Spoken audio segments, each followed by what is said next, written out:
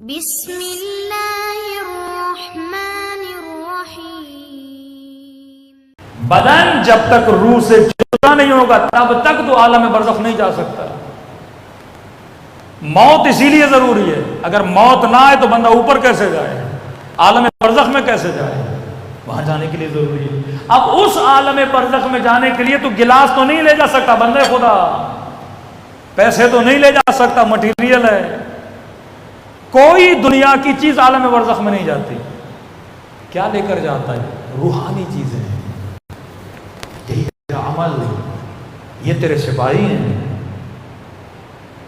تو وہ شخص کہتا ہے جب میں مر گیا، کہتا ہے قبر کے اندر تھا، اب میرے بیٹے، میرا مال، سب کچھ خدا نے اس کو ایک مثل بنایا، مثل الاعلیٰ، عالم مثال جیسے آپ بولتے ہو۔ خدا شکل دیتے ہیں، آپ کے ہر عمل کو اللہ شکل دیتا ہے۔ یہ مجلس ہے نا، مرنے کے بعد اس کو ایک شکل دی جائے گی۔ کہتا ہے بیٹے بھی ایک شکل میں آ گئے، مال بھی ایک شکل میں آ گیا، میں نے اولاد کو کہا کہ کہاں تک میرے ساتھ چلو گے؟ اللہ نے ایک مسئلہ اعلیٰ بنائی، ایک شکل آ گئی۔ اولاد نے کہا کہ بابا ہم قبر تک آپ کو چھوڑنے آئیں گے۔ کہتے ہیں اپنے مال سے پوچھا تم کہاں تک میرے ساتھ آؤ گے؟ مال نے کہا قبلہ ہم آپ کے کفن دفن کا بندوبست کر لیں گے۔ کہتا ہے ایک تیسری شکل کھڑی تھی، میں نے کہا تو کون ہے؟ اس نے کہا میں تیرا عمل ہوں، میں وہ ہوں جسے دنیا میں تو نے زیادہ لفٹ نہ کرائی، بچوں کے ساتھ، بیوی کے ساتھ، سب کے ساتھ زیادہ رہا، میری طرف تیری توجہ نہیں تھی، مال کی طرف تیری توجہ تھی، میری طرف تیری توجہ نہیں تھی، لیکن پھر بھی کوئی بات نہیں، تو نے تھوڑی بہت میری طرف توجہ کی تھی، میں عالم برزخ تک تیرے ساتھ رہوں گا۔ کہتے ہیں کئی نورانی چہرے پر نماز کی شکل بن جائے گی، روزے کی شکل بن جائے گی، مجلس حسین کی ایک شکل بن جائے گی۔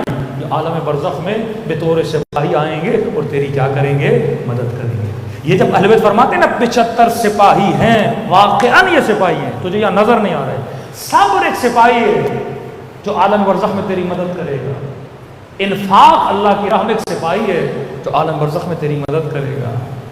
لیکن اگر تو بغض کرے گا، نفرت کرے گا، سہم من سہام، قرآن کی آیتیں، اللہ ان کو کہے گا تم نے یہ گناہ کیا ہے، اللہ کے سامنے جھوٹ بولیں گے ہم نے نہیں کیا تھا، پھر خدا اسکرین کھولے گا یہ دیکھ یہ گناہ ہے، مطلب یہاں جو جھوٹا ہے وہ سوچے گا وہاں بھی جھوٹ بولوں گا تو اللہ کے یہاں بھی ایکسیپٹیبل ہے۔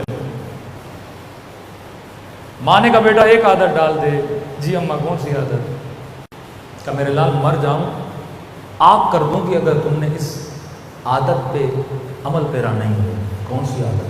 کہنے لگی کہ بیٹا جب بھی تیری نگاہ حسین کے نام پہ پڑے، علم پہ پڑے، کسی بھی ایسی چیز پہ پڑے جس کی نسبت ابا عبداللہ حسین سے، بیٹا بس ایک کام کرنا، اپنی طرف سے، اپنی مرحومہ ماں کی طرف سے حسین کو ایک سلام کرنا۔ بعض جوانوں کو عادت ہوتی ہے کثرت سے صلوات پڑھنے کی نا، یہ اچھی عادتیں، زبان ذاکر بن جائے۔ 10 گھنٹے دوستوں کے ساتھ بیٹھے فضول باتیں ہیں، گاڑی میں گانا لگا رہا ہے، گانا گنگنائے جا رہا ہے، جہنم بنا رہا ہے، لمحہ لمحہ جہنم بنا رہا ہے۔ آج بعض لوگوں کو جس طرح گانے سننے کی پہلے عادت تھی، اب کیا کرتے ہیں؟ نوحے لگا دیتے ہیں۔ نوحہ غم کی نشانی ہے، بندے خدا نوحہ لگا ہوا ہے، آپس میں ہنس بھی رہے ہیں، گپے بھی مار رہے ہیں، یہ نوحہ مزے کے لیے چلا رہا ہے، غم کے لیے نہیں چلا رہا۔ یہ بے ادبی ہے۔ حدیث ہے جب قرآن چلے خاموش، مزے کے لیے قرآن نہ چلایا کرو، کلام خدا ہے، سننا ہے سنو، نہیں تو بند کر دو۔ نوحے گاڑی میں مزے کے لیے نہ چلایا کرو، مزہ ہی لینا ہے کوئی قوالی چلا دو۔ نوحے میں پڑھ رہا ہے، سکینہ نے تماچے کھائے، در چھینے، چادریں چھینی، اب تو آپس میں باتیں کر رہا ہے، گپے لگا رہا ہے دوستوں کے ساتھ، کے پیچھے ایک گویا بیک گراؤنڈ میوزک چل رہا ہے۔ یہ بے ادبی ہے، یہ بے احترامی ہے۔ اس سے اچھا نہیں تو زبان کو ذاکر بنا دے۔ کیوں مستحب ہے کہ ہاتھ میں تسبیح ہونی چاہیے؟ کبھی سوچا؟ بہترین تسبیح خاک شفا، پلاسٹک کی تسبیح بھی اٹھاؤ اچھی بات ہے، کیونکہ بندہ کبھی کبھی ذکر بھول جاتا ہے. عقل مندی کی نشانی ہے، جب تسبیح کو دیکھو گے ذکر یاد آئے گا. مومنین کے گھروں میں یہ عقل مند بندہ اپنے ذہن کو حق کی طرف ٹرانسفر کرنے کی کوشش کرتا ہے.